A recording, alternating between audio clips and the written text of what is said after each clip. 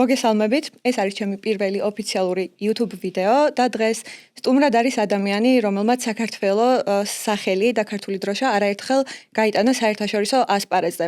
13 გზის საქართველოს ჩემპიონი, აზიის ფორმულა რენოს პრიზიორი, ასევე FIA Games-ის მონაწილე და უკვე ევრონასკარის ერთ-ერთი გამორჩეული ქართველი მრბოლელი სანდრო თავართქილაძე. გამარჯობა და მადლობა მოსვლისთვის. პირიქით მადლობა და პატიჟებისთვის. ყოველთვის სასიხარულოა ავტოსპორტზე ახალი კონტენტი რო იქმნება და ჩვენც გვეხმარება ეს ყველაფერი და წარმატებებს გისურვებთ. მადლობა დიდი. მოდი საქართველოს ამბებს და შენს მრავალგზის ჩემპიონობა ცოტა მოგვიანებით დავუბრუნდეთ და საერთაშორისო გამოცდილებებიდან დავიწყოთ. როგორც ვიცი, პირველი არის აზიის ფორმულა რენოს ჩემპიონატი 2019 წელს, სადაც მესამე ადგილი მოიპოვე ჩემპიონატში. კი, პირველად საზღვრებს გარეთ გავედი ფორმულა რენოზე, აზიის ჩემპიონატი იყო 2019 წელი, სწორად აღნიშნე. ეს ყველაფერი მოხდა მას შემდეგ, რაც საქართველოში მოახერხე 3 ჯერ გამხდარიყავი ფორმულის ჩემპიონი და უკვე საჭიროება იყო, რომ სადღაც გვეჩვენებინა ჩვენი შედეგები და ჩვენი ძალა. საკმაოდ რთული გზა იყო, იმიტომ რომ ვიცით ყველამ რომ ავტოსპორტი ძალიან დიდ ფინანსებთან არის დაკავშირებული და სამწუხაროდ სხვა ქვეყნებს უფრო აქვთ ეს მხარდაჭერა სპონსორებისგან, მაგრამ მაინც შევძელით და მივიღეთ ყველა ეტაპზე მონაწილეობა და საბოლოო ჯამში 13 რბოლიდან 10 პოდიუმი მქონდა და საბოლოოდ საერთო ჩათვლაში მესამე ადგილზე გავედით საკმაოდ ძლიერ კონკურენტებში, როგორიც იყო ჯოი ალდერსი, ნიდერლანდერი, რომელმაც უკვე მერე ფორმულა 3-იც მოიგო აზიის ჩემპიონატში და იქ გამოდიოდა ყოველთვის არა ესე ვთქვათ, ცნობილი, მაგრამ არა საყვარელი ნიკიტა მაზეპინიც. მაინც ფორმულა 1-ის ბოლოდ ითვლება და შეიძლება არ იყო ძალიან ძლიერი, მაგრამ საკმაოდ კარგი პილოტია მაინც ფორმულა 1-ში რო იყო, ეგ უკვე რაღაცას ნიშნავს, თუმცა მართალია, ბევრისთვის არა საყვარელი მრბოლელი ხო? ალბათ. მამამისის გარდა. ესე იგი, კი, მართალია, რომ ქართველებისთვის განსაკუთრებულად დიდი გამოწვევა არის ყოველთვის, როცა საერთაშორისო ასპარეზზე არის საუბარი და უფრო მეტი შრომა და ძალისხმევა ჭირდებათ ხოლმე და გჭირდებათ ქართველ მრბოლელებს.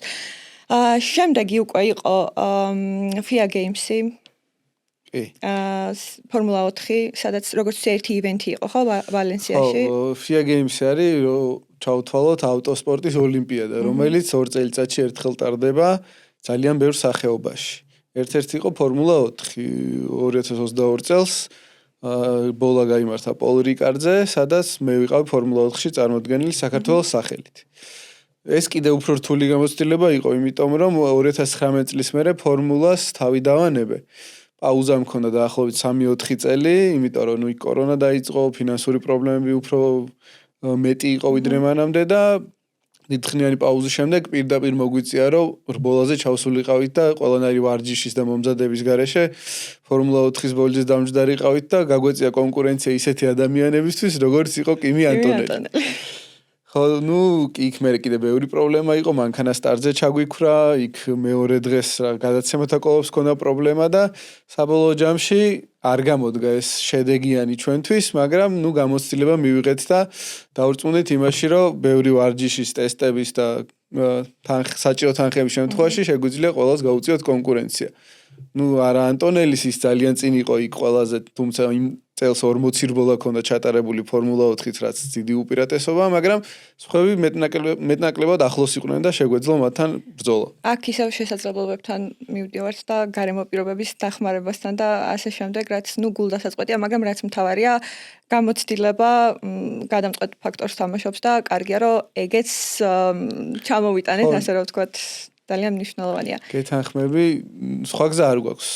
წუწუნი არ არის გამოსავალი, რა პირობებიც გვაქვს, იმაში უნდა მაქსიმუმი დავდოთ და ვეცადოთ, რომ მაქსიმალური შედეგები ჩამოვიტანოთ ქვეყანაში და იქნებ მომავალში მეტი დაფასება იყოს, მეტი სპონსორები და მეტი დაინტერესება და რაც გვაქვს, იმით უნდა ვიხელმძღვანელოთ ჯერჯერობით. სწორია, გეთანხმები. FIA Games-ი ისევ ოღონდ ამჯერად რალი. სადაც 2024 წელს დათუნა არჯავანიძესთან ერთად მეხუთე პოზიცია. ეს ცოტა კიდე განსხვავებული გამოცდილება იყო და მაინტერესებს. საქართველოში ზოგადად მრბოლელები ესე ცალკეულ დისციპლინაში არ გამოვდივართ ხოლმე. თუ მრბოლელი ხარ, თითქმის ყველა დისციპლინა რაც კი ტარდება, ყველაში იღებ მონაწილეობას. მეტნაკლებად აქედან გამომდინარე ყველაფრის გამოცდილება აქვს ქართველებს. არა დიდი გამოცდილება, მაგრამ რაც სტარდება საქართველოში, იქიდან გამომდინარე მაინც აქვთ. თუმცა რალი საქართველოში ძალიან დიდი ხანი არ ჩატარებულა.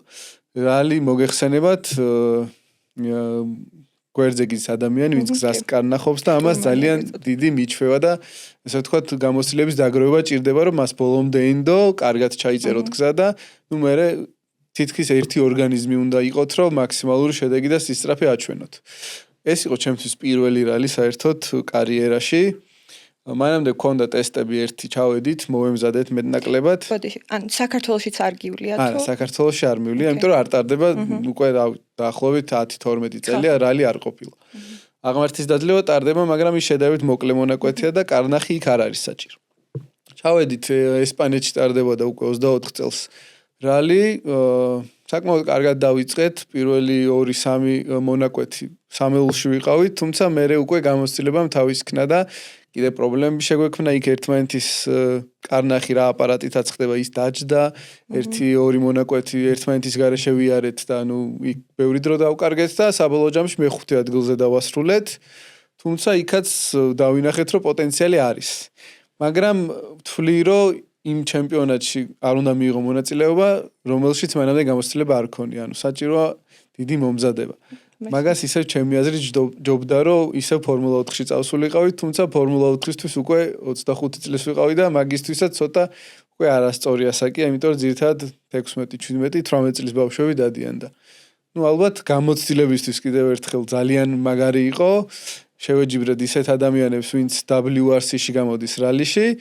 საკმაოდ ახლოს ვიყავით იმ მონაკვეთებზე, რომელიც უკვე ზეპირად ვიცოდით, მაგრამ ნუ იქ გამოცდილებამ თავის ქნა და მაინც გვაჯობეს, თუმცა ვფიქრობ, რომ კარგი იყო მაინც. კი, აი, ჩემს შემდეგ კითხვას ფაქტობრივად უპასუხე, მაგრამ მაინც კითხავ. აი, ნასკარის ჩათვლით რო ავიღოთ, ევრონასკარის ჩათვლით, სუფთა წყლის უბრალოდ გამოცდილებით და აი, სიამოვნების ამბავი რო ავიღოთ და არა მაგალითად შედეგები. შენთვის რომელი უფრო სასიამოვნო გამოცდილება იყო? ნუ ფორმულა ავტოსპორტის წვერვალია ჩემი აზრით და ისედაც სისწრაფითაც ყველაზე სწრაფი არის და სასიამოვნოა, იმიტომ რომ ავტომობილი ისეთ რაღაცას აკეთებს, თითქოს ფიზიკის კანონებს ეწინააღმდეგება და ეგ ძალიან სასიამოვნოა, ვისაც არ გამოუცდია, ვერც კი წარმოიდგენს რა გრძნობა არის ეგ. და პირველ ადგილზე აუცილებლად ფორმულას დავაყენებ. თუმცა აქედან გამომდინარე, რომ ავტომობილი ეგეთი სწრაფია, კიდე უფრო მეტ მომზადებას, გამოცდილებას, ფინანსებს მოითხოვს და ამიტომ საქართველოს რეალობაში, ქართული რეალობიდან გამომდინარე, ძალიან რთულია, რომ უმაღლესი დონის ფორმულის პილოტები აღიზარდონ აქ. თითქმის შეუძლებელია ჩემი აზრით, არავის მოტივაციას არ უკლავ, მაგრამ რეალობა ეგეთი არის, რომ პირობები არ არის საქართველოში, რომ ფორმულა 1-ის მრბოლელი გაიზარდოს. კი, ანუ რეალურად ძალიან ბევრი ნიჭიერი მრბოლელი ნიჭი არ გუშლის ხელს ნამდვილად, არავის ნაკლები არ გვაქვს, შეიძლება პირიქით მეტიც, მაგრამ ნუ სამწუხაროდ ავტოსპორტის 80-90% დღეს არის ფინანსები. ლენს სტროლიდან გამომდინარე შეგვიძლია ის ვთქვათ. ძალიან კარგი მაგალითი. კი ბატონო, შემდეგ უკვე მოდის ჩვენი შეკრების მიზეზი ევრონასკარი, რომელიც 2025 წელს შენ და დათა ქაჯაია პირველად ქართველები ევრონასკარში. მახსოვს, რომ ძალიან ბევრი პრობლემები იყო ტექნიკური, გუნდით იყავით უკმაყოფილოები და ძირითადად აი კვალიფიკაციებში დაკარგული პოზიციები, იქ ის პოზიციები რეალურად სადაც უნდა ყოფილიყავით და შეგეძლოთ ყოფნა და შემდეგ რბოლის დროს უკვე გიწევდათ, რომ აი ის პოზიციები დაგებრუნებინათ და მაგალითად ეს დრო იკარგებოდა ამაში. ხო, ნუ მანდაც ისევ მივდივართ ფინანსებთან. ევრონასკარი არის სერია, სადაც ყველა მანქანა ერთნაირი არის, როგორც ფორმულა 4, ფორმულა 3, ფორმულა 2, რო შევადაროთ, მაგრამ მანდაც ძალიან დიდი განსხვავებაა გუნდებს შორის. მაგალითად რო ავიღოთ გუნდი, რომელიც ითვლება ტოპ გუნდად და სიტყვაზე ვთქვათ, რომ ფასი არის 300,000 ევრო ამ გუნდის, იქ არსებობს გუნდები, რომელიც სამჯერ ნაკლები ღირს, მიიღებს ჩვეულებრივად ჩემპიონატში მონაწილეობას. ხალხს გონია რომ ყველას ერთნაირი მანქანა ყავს, მაგრამ რა თქმა უნდა ეგრე არ არის. იქ ინჟინერი არის, მექანიკოსი არის, რომელმაც რაღაც ის პატარა ხრიკები იცის, რომელიც საბოლოო იმ ნახევარ წამს, 1 წამს უპირატესობას აძლევს ბროლელს და შედარებით მარტივია შედეგის დადება. ჩვენ შემთხვევაში ნუ დავიწყეთ შედარებით საშუალო გუნდით, პირველ ეტაპზე იმდენი პრობლემა ქონდა ამ გუნდთან, რომ მე უცბად გადავწყვეტეთ, რომ გუნდი შეგვეცვალა, მაგრამ კიდე უფრო დიდი შეცდომა დაუშვით და კიდე უარეს შემთხვევაში მოვყევით, უარეს მანქანაზე მოგვიწია გადაჯდომა და უარეს გუნდში აღმოჩნდით. რამაც კიდე ბევრი ქულები დაგვაკარგინა, დაახლოებით 4 ეტაპი ვიარეთ გაღუნული მანქანით, ანუ მანქანა არ იყო მწყობში და დაახლოებით 2 წამით ნელები ვიყავით, ვიდრე უნდა ყოფილიყავით, რამაც ჩემპიონატში ჩემპიონობისთვის ბრძოლის შანსი აგვართვა მთლიანად. ნუ მე იქ ბოლო ეტაპზე გადავწყვიტეთ, რომ გვეცადა უკვე კარგ გუნდთან თანამშრომლობა და გადავჯექით კარგ მანქანაზე და პირდაპირ შედეგი დაგვიბრუნდა. იქიდან გამომდინარე, რომ მანქანა უკვე კარგი იყო, დაახლოებით მე-4, მე-3, მე-5 პოზიციებისთვის ვიბრძოდით. თან მანქანასაც ვეჩვეუდით და ნუ ნახეთ, რომ ის ყველა შედეგი, რომელიც ტოპაც გარეთ იყო, ნამდვილად მანქანის ბრალი იყო და არა ჩვენი, იმიტომ რომ ბოლოს ეჭვი გვეპარებოდა უკვე ჩვენშია საქმე თუ მანქანაში, იმიტომ რომ არარეალურად ბევრს გვიგებდნენ ისეთი პილოტები, ვიზეც ვიცოდით, რომ არ არიან ისეთი მაგრები. კი, ევრონასკარში ძალიან მაგარი პილოტები არიან. წლევანდელ სეზონზე რომ გადავალთ უკვე ვიტყვი დაახლოებით რადონი არის, მაგრამ ხო, მანქანა არ გვყავდა ისეთი, როგორც საჭირო იყო შუა სეზონში და მე უკვე ბოლოს დამთავრდა სეზონიც და რა ამის მიუხედავად მაინც შეძელი რომ შენს ქვე კატეგორიაში ვიცე-ჩემპიონი გამხდარიყავი. ანუ ეს მნიშვნელოვანი ქულების დაგროვება, სტაბილურობის შენარჩუნება, რასაც შეიძლება გადამწყვეტი მნიშვნელობაც კი აქვს ხშირად ავტოსპორტში, ეს დაგეხმარა და ძალიან კარგი პრიზით წამოხვედი საქართველოში. 10 ვერბოლა დავასრულე ქულებში, არ იყო ეგეთი არც ერთი სხვა მრბოლელი და მაგ სტაბილურობა მოგცა იმის შანსი, რომ ვიცე-ჩემპიონები გამხდარიყავით ქვე კატეგორიაში და საერთო ჩათვლაში მე-4 პოზიცია დაგვეკავებინა და ჩემი აზრით იმ მანქანით რაც გვყავდა, ეს იყო მაქსიმუმი შედეგი, რა ვიცი, სხვა შანსი არ იყო, რომ უფრო მაღლა გავსულიყავით. უკეთესი მანქანა რო გვყავდა, ჩემი აზრით ეგ წელი იყო უკვე შეგვეძლო, რომ ჩემპიონობისთვის გვებრძოლა საერთო ჩათვლაშიც კი. იქ ბევრს არ გაუმართლა ძლიერ პილოტებს და ჩვენ შეგვეძლო, რომ ეგ შედეგები გამოგვეყენებინა.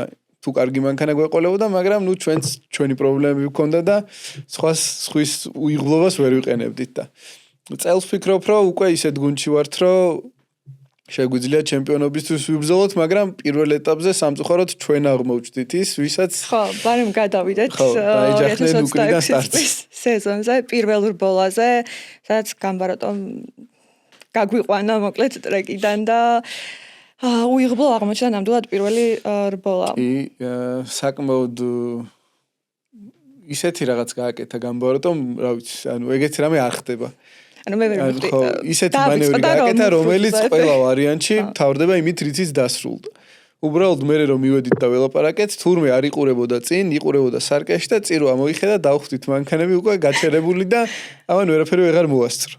ნუ ეს რა თქმა უნდა არ არის თავის გამართლება და აიღო ის დანაშაული აიღო თავის თავზე, მაგრამ ჩვენ ეგ არაფერს არ გვშველის, დავკარგეთ ქულები, დავკარგეთ ფინანსები, მაგრამ ნუ სხვა რა გზა არის, ეს ავტოსპორტია, ხდება ხოლმე.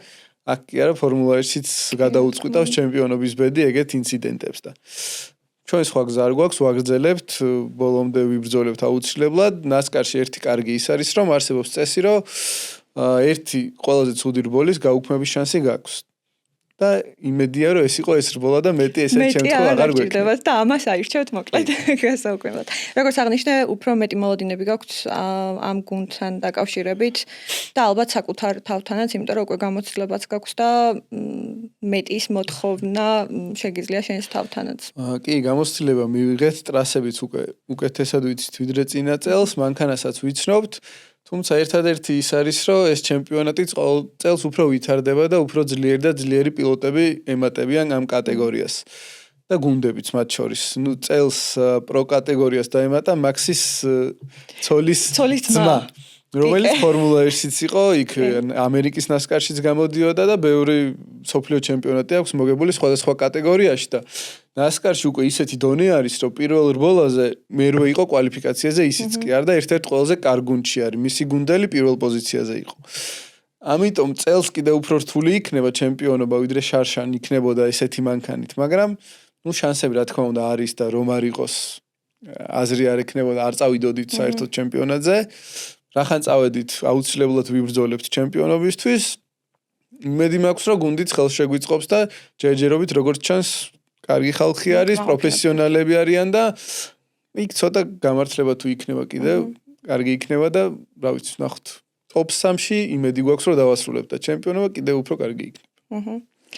მეორე რბოლაზეც რო ვთქვათ, ორი სიტყვით, მე-20 ადგილიდან დასტარტე შენ პირადად და შენი ქვე კატეგორიის პოდიუმის უმაღლეს საფეხურზე დაასრულე და საერთო ჩათვლაში მერვე პოზიცია.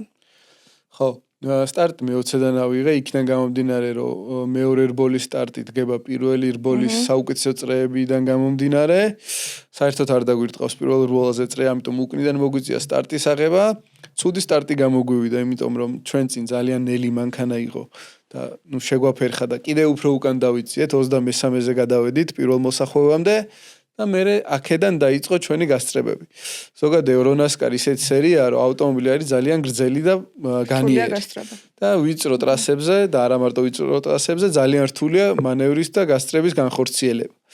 იქ ავტომობილს გარედან ვერ გაყვები, იმიტომ რომ ტრასა არ არის საკმარისი, ავტომობილსაც არ აქვს საკმარისი მოჭიდება, ამიტომ უკნიდან დაწყებული რბოლები არის ძირითადად ქულებისთვის ბრძოლა. და ჩემი აზრით აქაც მაქსიმუმი შევძელით და მერვე პოზიციამდე ამოვედით. იქ შეიძლება და ორი კაცის გასწრება 2-3 წრე რო ყოფილიყო კიდე, მაგრამ დასრულდა რბოლა და ქვე კატეგორიაში ბონუსად პირველი ადგილი ავიღეთ და ჩემი აზრით საკმაოდ მნიშვნელოვანი ქულები დავაგროვეთ ჩემპიონატისთვის და იმედი მაქვს რომ აწი უკვე წინა პოზიციებიდან მოგვიწევს რბოლის დაწყება და პოდიუმისთვის ვიბრძოლებთ საერთო ჩათვლაში. დარწმუნებული ვარ რომ ასე იქნება.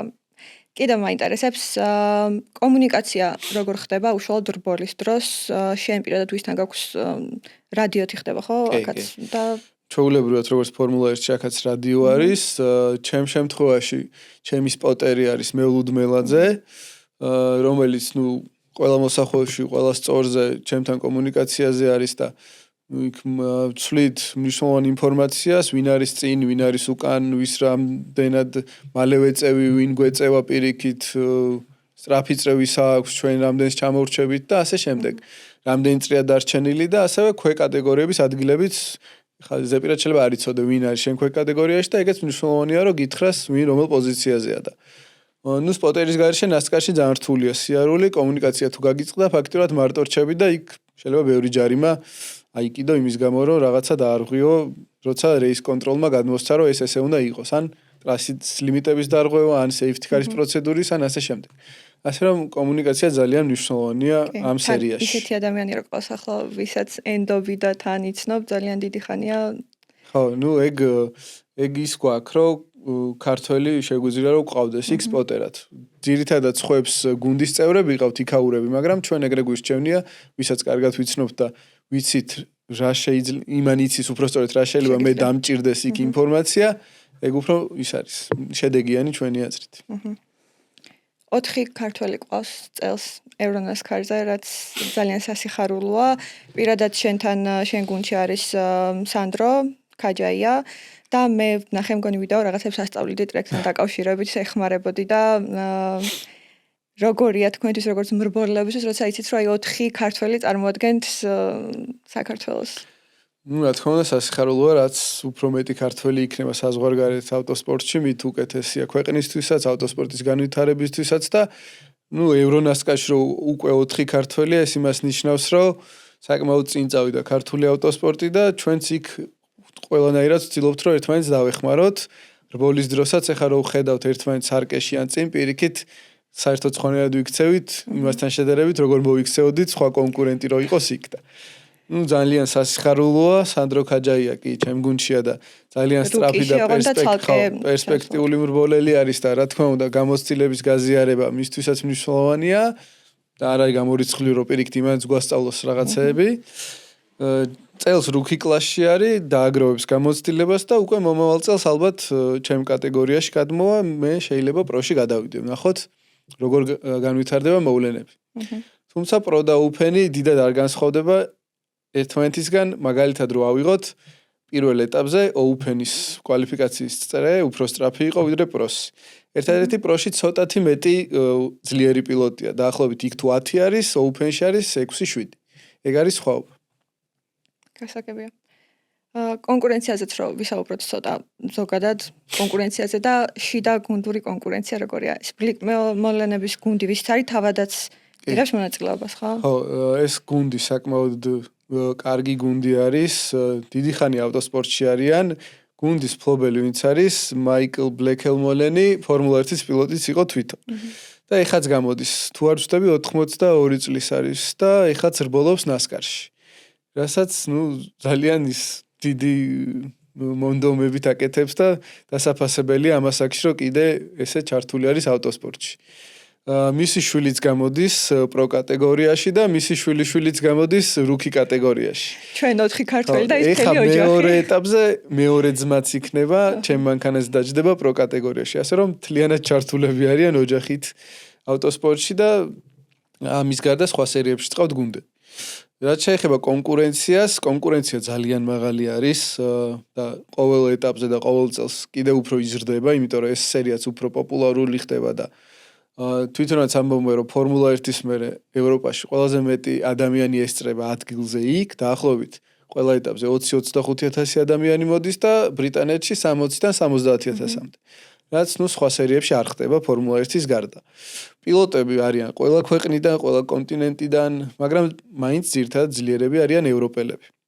ამ შემთხვევაში ჩვენი მინუსი ის არის, რომ უკვე პილოტები ვინც არიან ძლიერები, დაახლოებით 7-8 წელია გამოდიან ამ სერიაში და ზეპირად იციან მანქანას, ტრასებიც, რეგულაციებიც და ყველა ის პატარა ხრიკები, რაც ეხმარებათ მათ. მაგრამ ჩვენც მივალთ იქამდე, რომ ეს ყველაფერი შევისწავლოთ და გავუწიოთ კონკურენცია. ამის კვალობაზე მაინც ახერხებთ მნიშვნელოვანი ქულების დაგროვებასაც, პოდიუმზე ქართული დროშის ჩვენებასაც და ძალიან მნიშვნელოვანია და სასიხარულო მთელი გულით ველოდებით უფრო ზედა კატეგორიებსაც, რა თქმა უნდა, დარწმუნებული ვარ აუცილებლად მოვა დროთა განმავლობაში.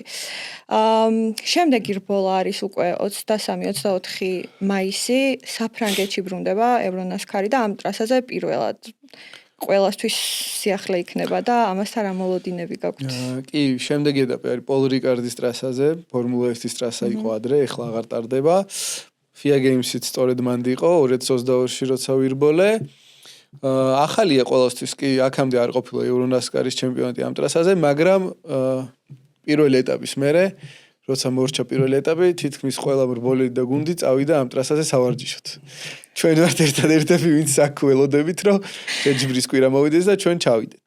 იქ ხუთშაბათს 2 საათიანი ტესტები გვექნება, რაც ცოტას დაგვეხმარება, რომ დავეციოთ იმ სხვა პილოტებს. პარასკევს უკვე ოფიციალური ვარჯიშები იქნება და შაბათიდან კვალიფიკაცია და რბოლები. მოლოდინი იმედი მაქვს, რომ უკეთესი ვიკენდი გვექნება, ვიდრე ესპანეთში გქონდა. იმედი მაქვს, რომ ისიც დაგვეხმარება, რომ უცხო ტრასა მაინც იქნება სხვებთან შედარებით, იმიტომ რომ იქ უკვე 7-8 წელია გამოდიან და ეს ერთვიანი ვარჯიში არ იქნება საკმარისი, რომ ბოლომდე შეიცნონ ეს ტრასები და იმედი გვაქვს, რომ უფრო ახლოს ვიქნებით და იმედი გვაქვს, რომ პირიქით უფრო წინ ვიქნებით, ვიდრე ისინი და ეხა კიდე ერთი სიახლე ის არის, რომ საბურავიც იცვლება, ამდენი წელია ერთ საბურავს იყენებ და ბრენდი იგივე რჩება, მაგრამ შემადგენლობა იცვლება, რაც კიდე უფრო სიახლე იქნება და ყველა სიახლე ჩვენს წისქვილზე ასხავს წყალს.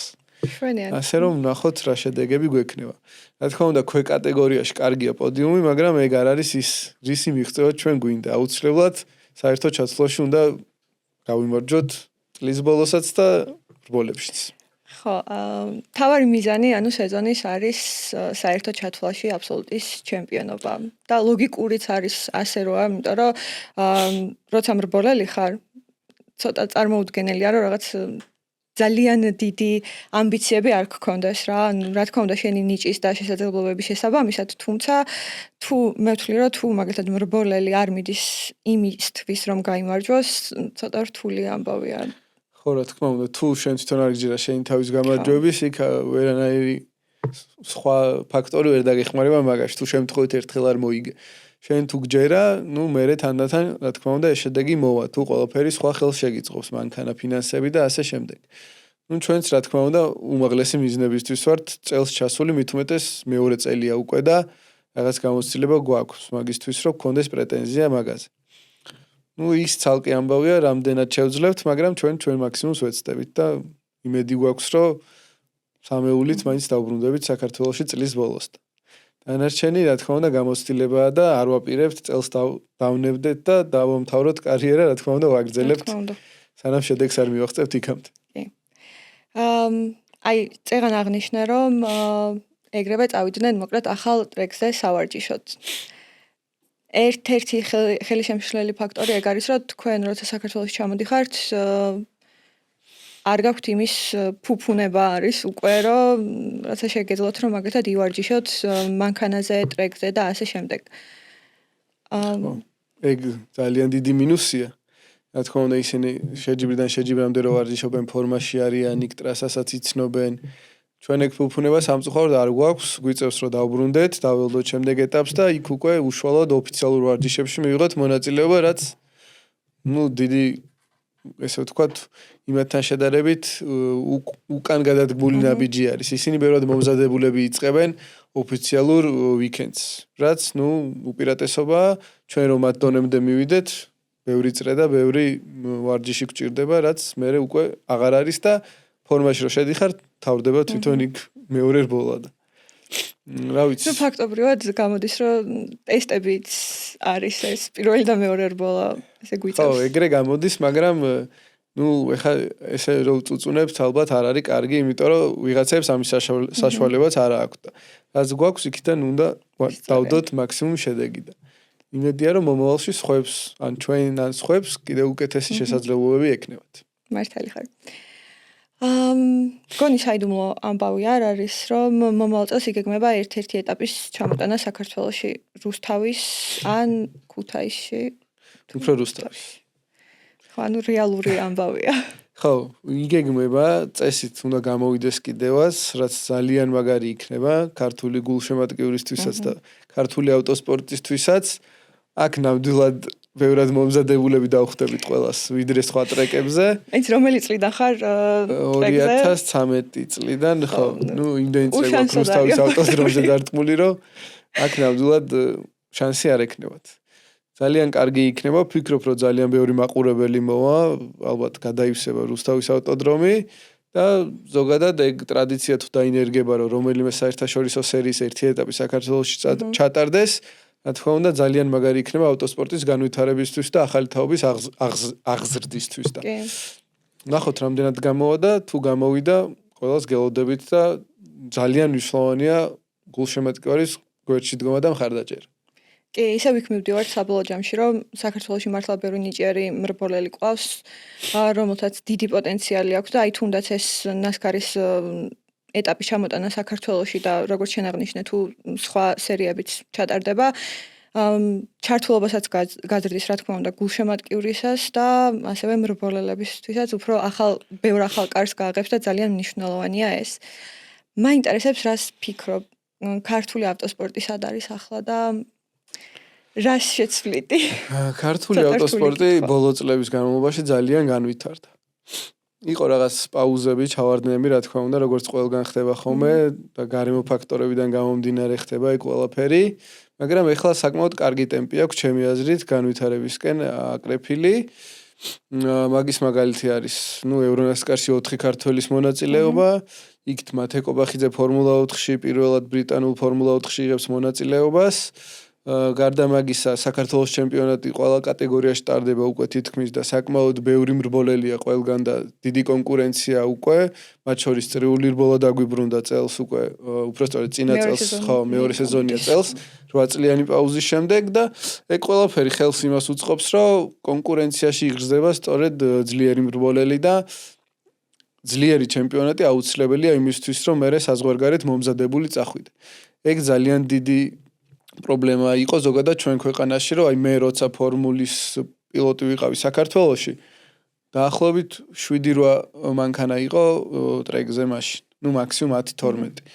და იქ როცა ჩადიხარ და 30 თითქმის ერთნაირი მრბოლელი ხდება, ეგ ძალიან მოულოდნელია და მაგას ცოტა დრო ჭირდება, რომ შეეგუო და კონკურენცია გაუწიო იმათ და თუ იქამდე მივალთ, რომ საქართველოს ჩემპიონატი რაც აქ გვექნება ძალიან ძლიერი იქნება, ეგ ძალიან გამოგვადგება მომავალი თაობებისთვის და იმედი მაქვს, რომ აქამდეც მივალთ და ჩემი აზრით ყველა კატეგორიის ჩემპიონი უნდა მიდიოდეს საზღვარგარეთ საკუთარი ქვეყნის დროშის ასაწევად და ძირითადად ბოლო წლებში ეგრეც ხდება და იმედია ეს ტრადიცია გაგრძელდება. უნდა დავუბრუნდა ისევ ერთი კითხვით საერთაშორისო ასპარესს. სამოვალო გეგმები როგორია ამასთან დაკავშირებით? ნასკარის გარდა სად წარმოგიდგენია შენი თავი?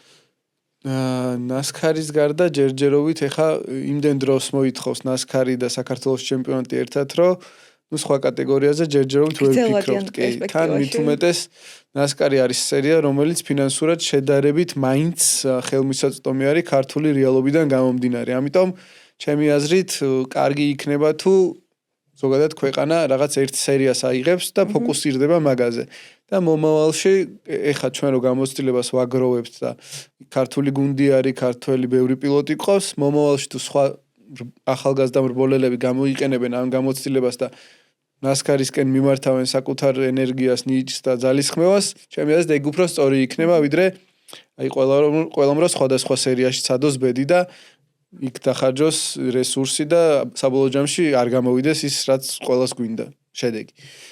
ამიტომ ფიქრობ, რომ ნასკარზე უნდა ფოკუსირდეთ ან რომელიმე ისეთ სერიაზე, რომელიც ფინანსურად შედარებით ხელმისაწვდომი იქნება. ნუ ამ ეტაპზე ნასკარი, ევრონასკარი გამოდის.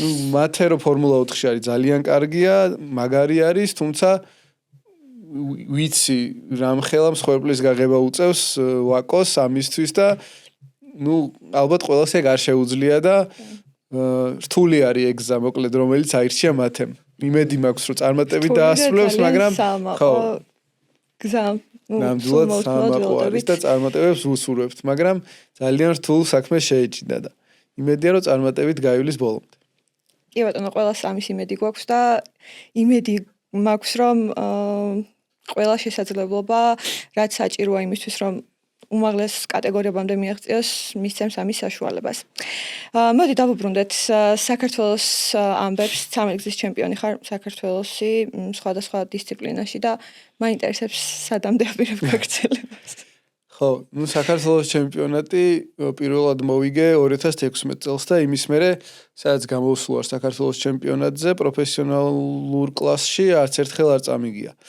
ძალიან მნიშვნელოვანია ჩემი აზრით, რომ საქართველოში გავაგრძელო მონაწილეობის მიღება, არა მარტო ჩემი თავისთვის, არამედ ავტოსპორტისტვისაც და სხვა მრბოლელებისთვისაც, რომ ნუ კონკურენცია იყოს მაღალი, გარდა ამისა ფორმის შენარჩუნებისთვის ძალიან კარგია, იმიტომ რომ აი თუნდაც ევრონასკარი რო ავიღოთ ეტაპიდან ეტაპამდე იმხელა პაუზა არის, რომ ნუ ფორმიდან ამოვარდები ყველა ვარიანტში და შუაში როცა საქართველოს ჩემპიონატი არის და შეიძლება სხვა მანქანით არის, მაგრამ რბოლა ხო მაინც იგივე პრინციპის არის, საკმაოდ გამოსადეგი და სასარგებლო არის. ამიტომ სანამ ავტოსპორტში ვარ და სხვა ქვეყნის სხვა საერთაშორისო კატეგორიებში ვიღებ მონაწილეობას, არ ვფიქრობ, რომ აქაც შევწყვიტა მონაწილეობას და ნუ სადაც ვიქნები აუცილებლად გამარჯვებისთვის. 40 გზის საქართველოს ჩემპიონი. გამარჯვებისთვის ვიბრძოლებ.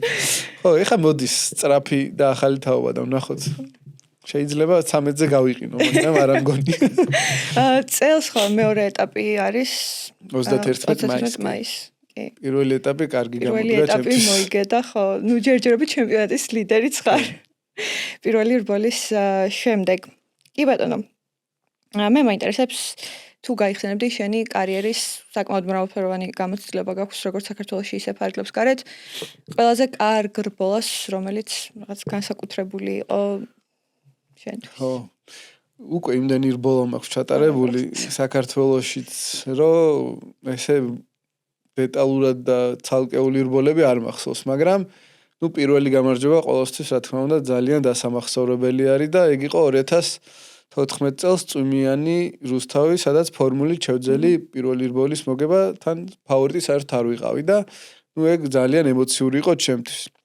გარდა მაგისა, ნუ იქ ფორმულა რენოში, როცა პირველად წავედით და პირველი ეტაპის მეორე რბოლა იყო, იქაც მე-6 თუ მე-7 პოზიციიდან შევძელი და ეგ რბოლა მოვიგე. და ეგეც ძალიან სასიხარულო იყო, როცა საერთაშორისო ასპარეზზე პირველ წასვლაზე შევძელი და უმაღლეს მწვერვალზე დავდექი საქართველოს დროშით. სხვა ესე გამოსარჩევი რბოლები არ მახსენდება, თუმცა იყო რამდენიმე საქართველოს ჩემპიონატში წინა წელსაც, როცა უკნიდან მიწევდა დაწყება და შევძელი რბოლის მოგება და უფრო დასაფასებელი მოგება იყო. იმედი მაქვს, რომ წელს რომელიმე ნასკარის რბოლა დაემატება ამ სიასთან. ნახოთ რა გამოგვიგო. ემოციების ამბავში როგორია? უკვე იმდენჯერ მიიღეს გამოსლება, ნუ საქართველოს ჩემპიონატში, ნუ გასაგებია და ისიც გასაგებია საქართველოს დროშის აწევა რამხელა სიამოვნება და სიამაყის შეგრძნებაც არის. მაგრამ ალბათ ცოტა საქართველოში მაინც განელებულია ეს. ზოგადად ყველაზე არაემოციური ადამიანი ვარ. გამოხატვა გამარჯვების დროსაც კი მიჭრის და ყველა მეუნება რომ აღარც გიხარიაო. მაგრამ ეგრე არ არის, ხო, რა თქმა უნდა, შინაგანად მაგ დროს არავინ არ არის ჩემზე ბედნიერი და გახარებული.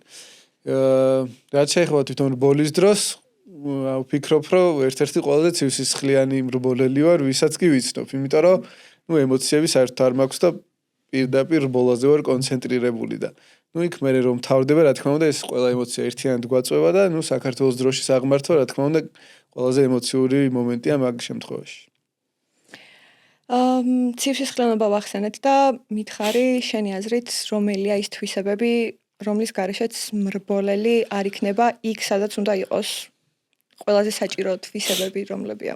ხო, ჩემი აზრით, კარგ მრბოლელებს და ძალიან მაგარ მრბოლელებს განასხვავებს ტარების დროს ფიქრის უნარი. ძირითადად რაღაც პროცენტს ტარების დროს აღარ რჩება იმისთვის შესაძლებლობა, რომ დამატებით რაღაც დეტალებზე იფიქროს და დაგეგმოს ან სტრატეგია, ან მოძრაობა, ან გასწრება, ან მსგავსი რაღაც და ვისაც ეს ადგილი რჩება და შესაძლებლობა, რომ რბოლის დროს დამატებით გამოიყენოს უნარები და სხვა შესაძლებლობები, ვფიქრობ, რომ ეგ არის ის უნარი, რომელიც განასხვავებს ამ რბოლელებს, კარგს და ძალიან მაგარს. და ეგ ფიქრის უნარი, ჩემი აზრით, გამომუშავებადი არ არის. ეგეთი ადამიანი უნდა იყო და უნდა შეგეძლოს მაგის გაკეთება და ძალიან მნიშვნელოვანია, რომ ეგეთი რბოლელი გახდე, ხო ვთქვით, რომ ვერ გახდები, ასე რომ იყო თავიდანვე ალბათ. და ცივსისხლიანობა სახსენე, რაც შემთხვევაში თვლი, რომ ერთ-ერთი მნიშვნელოვანი ფაქტორია და ალბათ ზოგადად რამ ემოციების გათიშვა და უბრალოდ კონცენტრაცია და აი თუნდაც ეს ფორმულა 1-ში როგორც არიან, რომ მაგთა ტრასის გარეთ მეგობრობთ, მაგრამ იქ ყველა ჩემი მტერია, ლოგიკურია, იქ ყველა გასამარჯვებლად მიდის და რა თქმა უნდა. ცივსისხლიანობაც მნიშვნელოვანია, იმიტომ რომ ემოციები ხანდახან ისეთ ნაბიჯს გვადგმევინებს, რომელიც შეიძლება არ იყოს მიზანშეწონილი იმ დროს და უნდა შეგვეძლოს მაგის კონტროლი. შეიძლება გასწრება რომელიმე მომენტში არ იყოს გასაკეთებელი, მაგრამ შენ მაინც ემოციებიდან გამომდინარე არ დაჯერდე უკანა პოზიციაზე დამთავრებას და რაღაც უფრო ცუდი მოხდეს ამ გასწრებით. ანუ უნდა შეგვეძლოს ემოციების კონტროლი, უნდა ფიქრი შეგვეძლოს და მაქსიმალური შედეგი უნდა მივიღოთ იმისგან, რაც შეგვიძლია რომ გქონდეს და არა ყოველთვის გამარჯვებისთვის ვერ იბრძოლებ. კი, კარგია ყოველთვის გამარჯვებისთვის ბრძოლა, მაგრამ ზოგჯერ მეორე ადგილი საკმარისია და მეორე ადგილის ქულების დაგროვება უფრო მნიშვნელოვანია, ვიდრე გამოთიშვა ინციდენტით. რა თქმა უნდა. სულ რაღაც ერთი კვირა დარჩა ნასკარის შემდეგ ეტაპამდე და მალე მიფრინავთ ტესტებისთვის. რაღა დამრჩენია იმის გარდა, რომ თქვენს გირჩიოთ და გითხრათ, რომ აუცილებლად უნდა უყუროთ რბოლას, სადაც 4 ქართველი მიიღებს მონაწილეობას და უგულშემატკივროთ, იმიტომ რომ გულშემატკივრობა კიდე ძალიან საჭირო და მნიშვნელოვანი რამე არის და ბევრს წყვეტს. ამიტომ დიდი მადლობა გისურვებ წარმატებას და სეზონის ბოლოს ჩაგვეწეროს ინტერვიუ როგორც აბსოლუტის ჩემპიონთან. მადლობა მოწვევისთვის, მადლობა წარმატებისთვის. ნამდვილად ყველას გირჩევთ, რომ უყუროთ ამ რბოლას და გულშემატკივროთ, იმიტომ რომ ყოველი თქვენგანის კომენტარი, გულშემატკივრობა ძალიან მნიშვნელოვანია ჩვენთვის და კიდევ უფრო დიდ мотивაციას გვაძლევს იმისთვის, რომ უმაღლესი საფეხურისთვის ვიბრძოლოთ. და საკმაოდ სანახაობრივია, მართალია გულის შეტევა მივიღეთ პირველი რბოლის მერე, თუმცა საჭირო ესეც ავტოსპორტში ხდება ამის გარეშე, არ გამოდის. მადლობა კიდევ ერთხელ და წარმატებები. კარგად, მადლობა შენ.